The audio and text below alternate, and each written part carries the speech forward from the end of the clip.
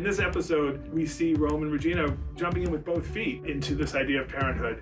For me, it felt very natural, and it felt like a continuation of my life. I have a 16-year-old, and I know the dynamics of our household with that 16-year-old daughter. That storyline is built around this idea a good parent allows the child to fall. And you set limits for your kids, A, because it lets them know that you can protect them, and B, it lets them know that they're worth protecting.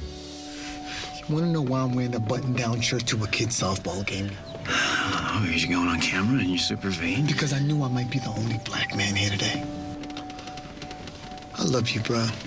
We live in two different Bostons. Oh, come on, dude. I'm half Mexican. Passing for white! We look at race in different ways when we come from different backgrounds, and there's a responsibility I have to tell stories that are beyond me. And so I said, let's talk to Romany. I wrote Rome with Romany in mind. I knew he could handle the dramatic stuff that we were going to throw Rome's way. He actually wrote the speech where he's talking about taking the receipt in the grocery store, and it's so believable. There was a big responsibility that came with that scene, and I hope that it didn't come off stereotypical, generic, or even angry. I actually wanted it to come off as something that was quite sensible and thought out. That's more of what the world needs at this particular point. You don't belong. Hey! Gary! No.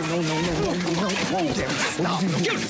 What is happening to Gary? I think there's a certain amount of survivor guilt that he's on a really bad road. And coming up to the next episode, you'll see the friend group rally around him and send him on a journey to do the one thing he must do. And at the end of episode 211, Gary, in an effort to move on from Maggie, throws away all of the keepsakes from their life together, only to come inside and find out that he dropped one thing.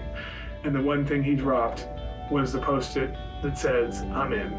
That Post-it has become more and more important, and there is this hope that maybe this relationship is still alive. And that was sort of a shout out to our fans, to the millionaires, to say, like, we appreciate you, we love you.